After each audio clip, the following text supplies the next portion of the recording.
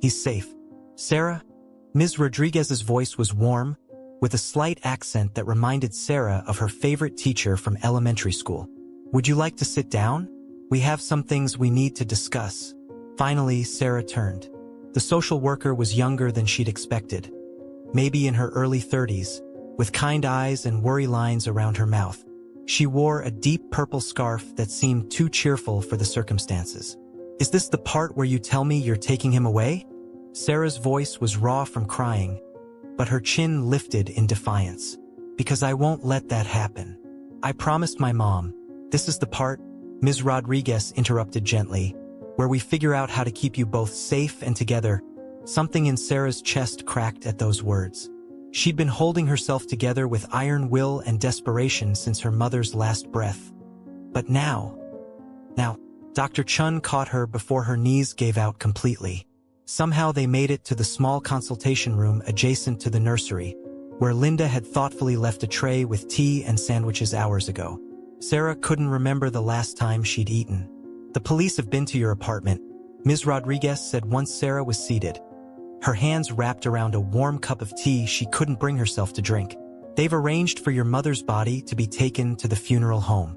I'm so sorry for your loss, Sarah. The words seemed to come from very far away. In Sarah's mind, she was back in that bathroom, watching her mother's face grow slack, feeling the moment life slipped away while new life wailed in her arms. The impossible choice that followed: stay with her mother's body or save her brother's life. The police also found this, Ms. Rodriguez continued, pulling out a sealed envelope from her briefcase. It was in your mother's bedside table. Sarah's hands shook as she took the envelope. Her mother's handwriting, usually so neat and precise, was shaky on the front. For Sarah and the baby, if anything happens. Would you like some privacy to read it? Dr. Chen asked. Sarah shook her head. She needed witnesses for this. Needed to know she wasn't alone with whatever words her mother had left them. With trembling fingers, she broke the seal. My dearest Sarah and my precious baby, if you're reading this, then my worst fears have come true, and I've left you both far too soon. Sarah, my brave, beautiful girl, I know you're probably angry with me right now. You warned me about the risks, begged me to seek help. I was stubborn and proud and terrified of losing you both to the system. But I need you to know something.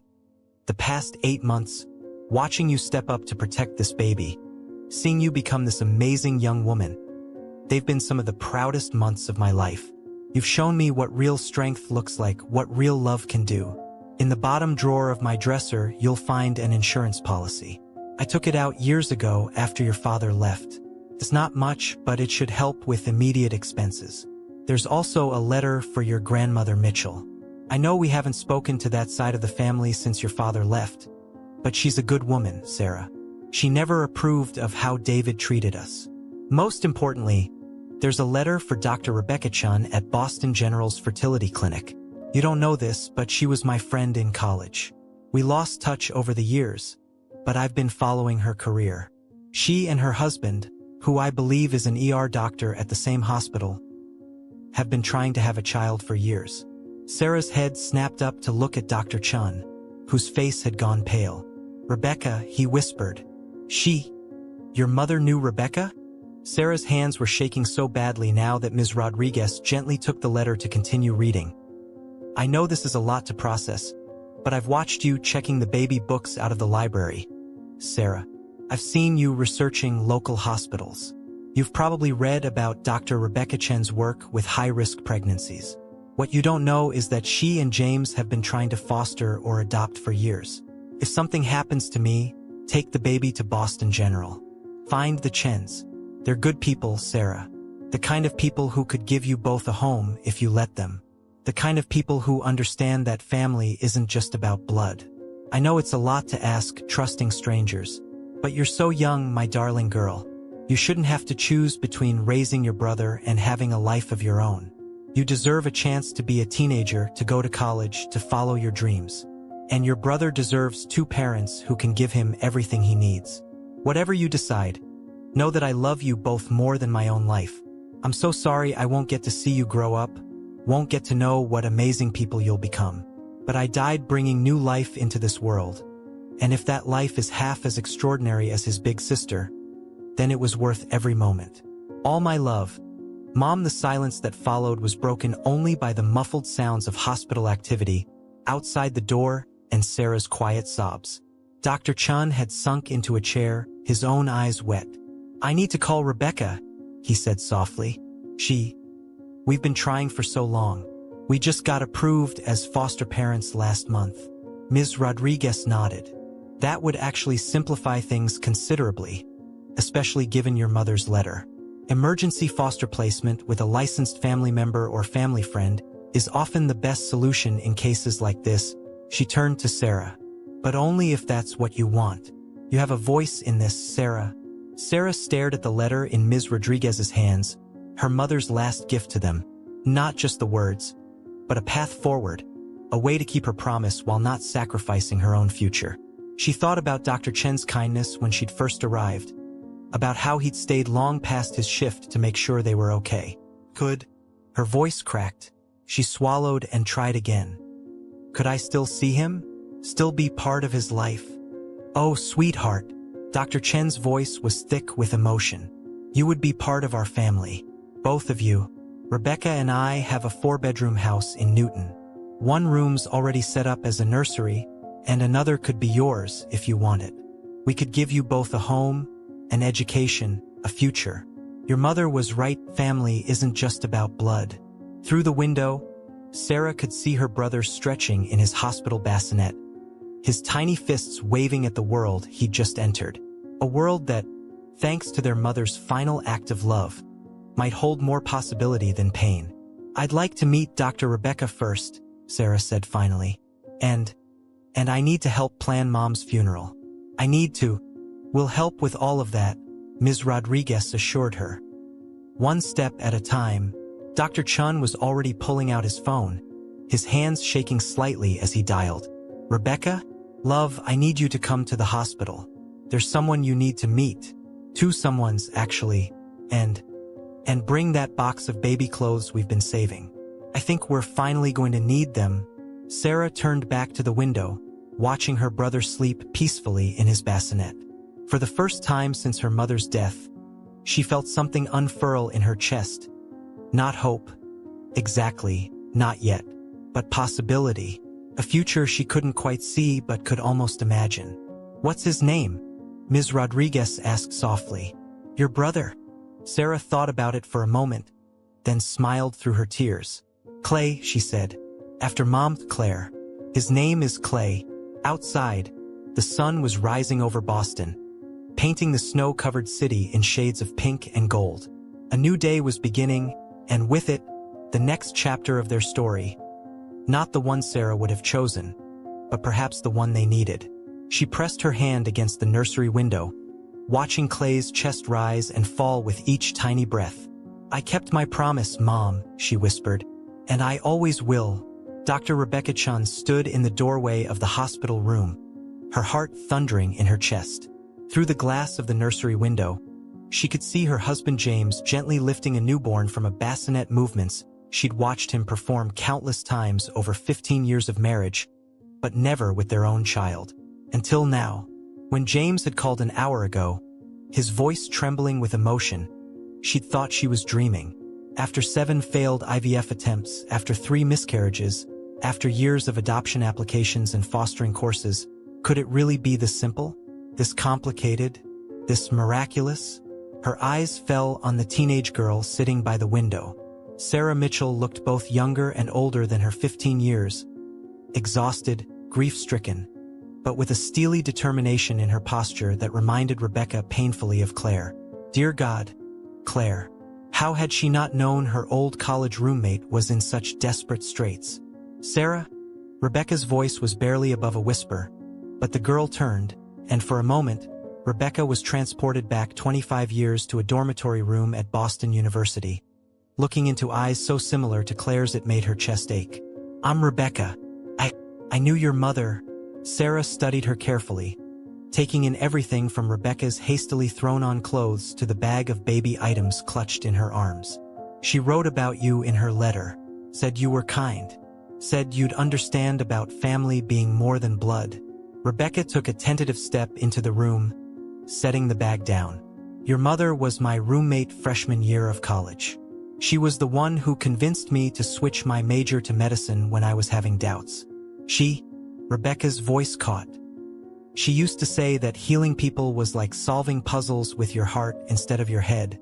Something flickered in Sarah's expression, recognition, perhaps, of her mother's way of speaking. She never told me about you. We lost touch after graduation. Different hospitals, different cities. Life has a way of... Rebecca gestured helplessly, tears threatening. I should have tried harder to stay in contact. If I'd known. Mom was good at keeping secrets, Sarah said quietly. She thought she was protecting us. James appeared in the doorway then, cradling Clay carefully in his arms. Someone wanted to meet his Aunt Rebecca, he said softly, and Rebecca's hands flew to her mouth at the word, Aunt. At the future it implied, at the family taking shape in this room. She approached slowly, reverently, as James placed the newborn in her arms. Clay squirmed slightly, then settled, his tiny fingers wrapping around her thumb. Oh, she breathed, and in that single syllable was 20 years of longing, of empty nurseries and shattered hopes, of love finally finding its home. His name is Clay, Sarah offered. After Mom, after Claire. Rebecca looked up, tears flowing freely now. It's perfect. She would have loved it. She hesitated, then added, Would you like to hold him? Sarah nodded, and Rebecca carefully transferred the baby to his sister's arms. The moment felt sacred somehow. A passing of trust. A beginning. There's something else you should know, James said, moving to stand beside his wife. Your mother's letter. It mentioned our house in Newton. But what she couldn't have known is that we just finished converting the garage into a separate apartment. It has its own entrance, kitchen, everything. We were planning to rent it out, but... He looked at Sarah meaningfully. It could be yours if you want. Close enough to be family, but with space to be yourself. Sarah's head snapped up. You mean, not just a bedroom? Rebecca nodded. You're not a child, Sarah. These past months have proven that. You deserve independence, privacy, but you also deserve support, family, people to lean on. We could try to be that. For both of you. Sarah looked down at Clay, sleeping peacefully in her arms. Would I still be his sister? Oh, sweetheart. Rebecca moved to sit beside her. You'll always be his sister. That's not even a question. We're not trying to replace your mother or change who you are to each other. We're just offering to help, to be additional parents, not replacement ones. The next few hours passed in a blur of paperwork and planning. Ms. Rodriguez, the social worker, helped expedite emergency foster placement forms.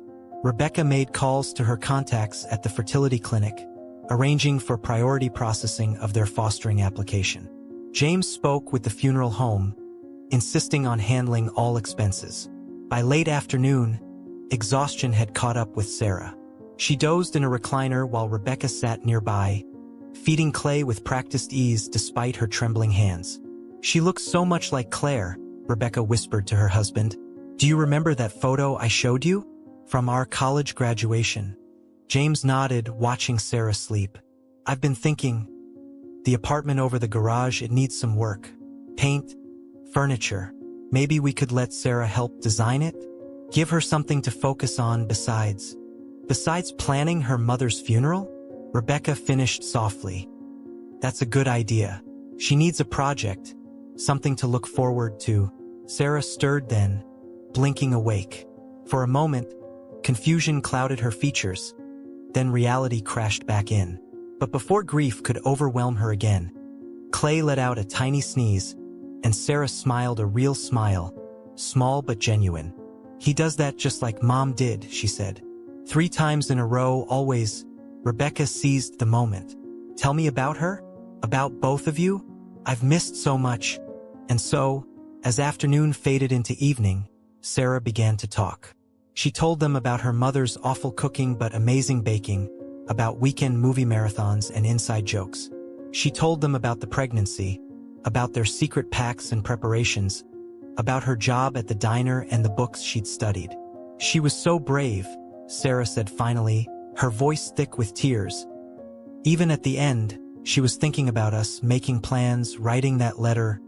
Just like her daughter, James said quietly. Sarah looked up at him, surprised, then slowly nodded. I want to go back to school eventually. Mom would have wanted that. But I need to be near Clay. Need to know he's okay. Newton North High is 3 blocks from our house, Rebecca offered. And I'm taking a 6-month maternity leave. We could work out a schedule, make sure someone's always with him. Make sure you have time to study, to see friends, to just be 15. I don't know how to do that anymore, Sarah admitted. Be 15. Then we'll figure it out together, Rebecca promised. One day at a time. Later that night, as Sarah finally slept in a proper hospital bed they'd arranged for her, Rebecca and James stood in the nursery, watching Clay sleep. Are we crazy?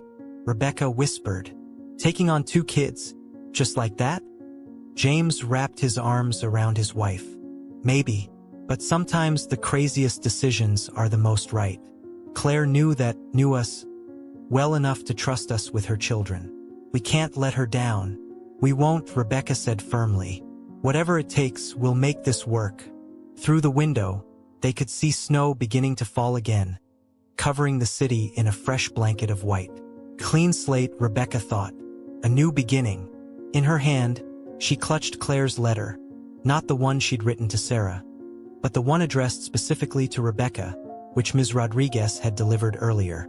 She hadn't opened it yet, wasn't sure she was ready for Claire's voice to reach out across the years and the divide between life and death.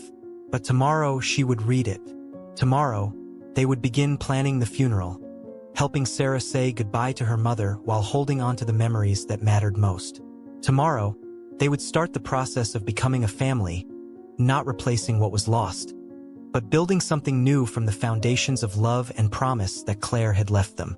For now, though, Rebecca simply watched her husband stroke Clay's tiny hand through the bassinet's clear wall, watched Sarah sleeping peacefully for the first time in days, and whispered a promise of her own to the friend she'd lost and found too late.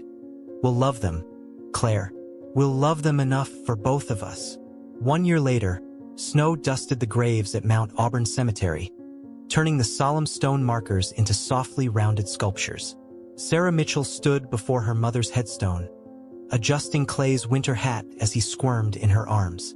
At 12 months old, he was a sturdy, active boy with their mother's dark eyes and infectious laugh. The same laugh that used to echo through their small apartment during weekend movie marathons. Life's too short not to laugh, baby. Her mother's voice echoed in her memory. Even when things are hard. Especially when things are hard. Hold still, little man, she murmured, smiling as he reached for the falling snowflakes. There's someone I want you to meet.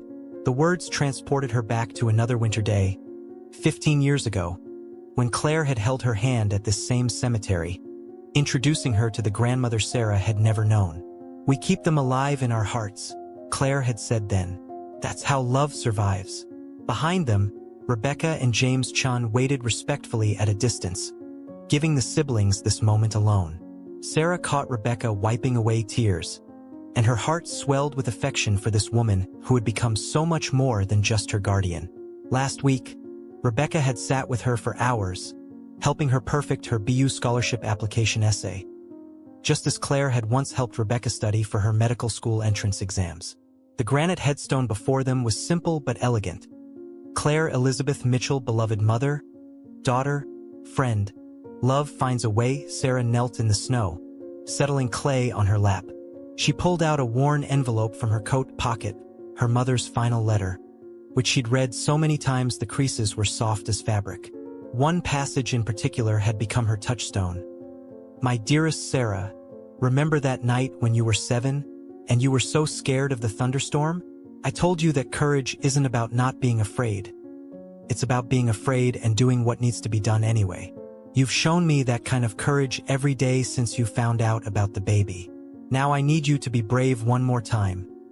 Brave enough to let yourself be happy, to let yourself be loved, to let yourself become whoever you're meant to be. Your strength isn't just in what you can carry alone. It's in knowing when to let others help you carry it. Hey, Mom. Sarah's voice was steady, though her eyes glistened. Sorry we missed last week's visit. Clay had that ear infection. You should have seen him, though. Just like you when you had a cold. Absolutely refusing to rest, wanting to be part of everything. Rebecca said she's never seen such a determined baby. She set Clay down on his feet, supporting him under his arms. With determination that reminded her achingly of their mother, Clay took 3 wobbly steps before plopping down in the snow. Did you see that, Mom? He's walking. Well, mostly falling, but with style. Sarah laughed, remembering her own first steps, documented in a photo album Rebecca had found in Claire's belongings. He's just like you, stubborn, brave, doesn't know when to quit. Looking at Clay now, Sarah felt the familiar mix of joy and ache that his milestones always brought. Each new achievement was a celebration tinged with the knowledge that Claire would never see them. But increasingly, the joy was winning out over the sadness. You were right about the Chens, Mom, Sarah continued, bouncing Clay gently as he played with her scarf. Rebecca found your college yearbook last month. Those pictures of you too. I couldn't stop staring at them. You were wearing that horrible 90s flannel shirt you used to keep in the back of your closet. The memory sparked another. Sarah at 12, playing dress-up in that same shirt, Claire laughing and taking pictures, saying, some fashion choices should stay in college, baby, but the friendships? Those should last forever. I got into BU, Mom, Sarah said softly, her voice thick with emotion. Full scholarship, early decision. I'm going to study psychology with a focus on child development. Remember how you always said I had a way with the neighbor kids? Turns out all those babysitting jobs were preparing me for something bigger. She glanced back at Rebecca and James, who were now building a tiny snowman to entertain Clay. The Chens are helping me set up a college fund for Clay too. Rebecca says it's what you would have wanted. She told me about how you used to tutor other students for free because you believed everyone deserved a chance to learn. Clay reached toward the headstone, his tiny mittened hand touching the cold granite. That's Grandma, Sarah told him softly. She gave us everything, including the courage to let love find new ways to reach us. Rebecca approached then, her boots crunching in the snow. She held out a small, worn book to Sarah. I found this in my old college things last night. I thought you might want to have it. It was a small photo album, and on the first page was a picture Sarah had never seen before. Claire and Rebecca, both young and laughing, arms around each other in their graduation gowns. On the back, in her mother's handwriting, some friendships are forever, even when life takes us different ways. Love always finds its way back. She used to say that all the time, Rebecca said softly, sitting beside Sarah in the snow. When things got hard in med school, when relationships failed, when dreams seemed impossible, love finds a way. It became our motto. That's why you put it on her headstone, Sarah realized. Rebecca nodded, tears falling freely now. When I read her letter, when I saw you and Clay that first night in the hospital, I knew she had found a way to bring us all together again. She was always the smartest one of us all. James joined them then, Clay secure in his arms. We have something to tell you, Sarah. The adoption paperwork came through yesterday. For both of you, Sarah's heart swelled with a complex mixture of emotions, grief, gratitude, love, hope. She thought about the past year. Midnight feedings shared with Rebecca, James teaching her to drive, family dinners where stories of Claire were shared and celebrated. She thought about her plans for college, about the children she hoped to help someday, about the legacy of love and courage her mother had left them. Mom wrote that family isn't just about blood, Sarah said finally, standing and brushing snow from her jeans. She knew we'd need more than memories to build a life on. She chose you both for us. She swallowed hard, then smiled through her tears. So yes to making it official. Rebecca pulled her into a fierce hug, and then James was there too, careful not to squish Clay between them. Your mother was the bravest person I've ever known, Rebecca whispered, until I met her daughter. Later, after the others had headed back to the car, Sarah lingered for one final moment. She pulled out her acceptance letter from BU, placing it against the headstone like a gift. "I'm going to be okay, Mom," she whispered. "We both are. You taught me how to be strong, how to love without limits, and how to let myself be loved in return. I'm going to help other kids find their way through hard times, just like you always helped everyone around you. And Clay will grow up knowing he has 3 parents who loved him more than life itself." From the parking lot came the sound of Clay's delighted laugh. He'd probably spotted a squirrel again. Sarah smiled, touching the cold stone one last time. "Rebecca told me something last night that made me think of you. She said that some people are like stars, even after they're gone. Their light keeps guiding us home. You're our star, Mom. Always have been, always will be." As she walked back to the car, snow crunching under her boots, Sarah felt a warmth in her chest that had nothing to do with the weather. Ahead, Rebecca was holding the car door open, steam rising from a thermos of hot chocolate. James was singing something silly to make Clay giggle. And somewhere, Sarah was certain, Claire was watching, smiling, knowing her final gift to her children had been not just life, but the chance to live it surrounded by love. The letter in Sarah's pocket crinkled as she walked, its final words etched in her heart. "My darling children, remember that love is not a finite resource that gets smaller when it's shared. It multiplies, grows, finds new channels to flow through. I may not be there to see you grow, but I've made sure you'll never grow alone. Be brave, be kind, be open to joy, and know that wherever you go, whatever you become, my love goes with you. Forever and always." Mom Sarah turned back one last time, watching snowflakes settle on her mother's headstone like tiny stars. The inscription caught the weak winter sunlight. "Love finds a way, it always would."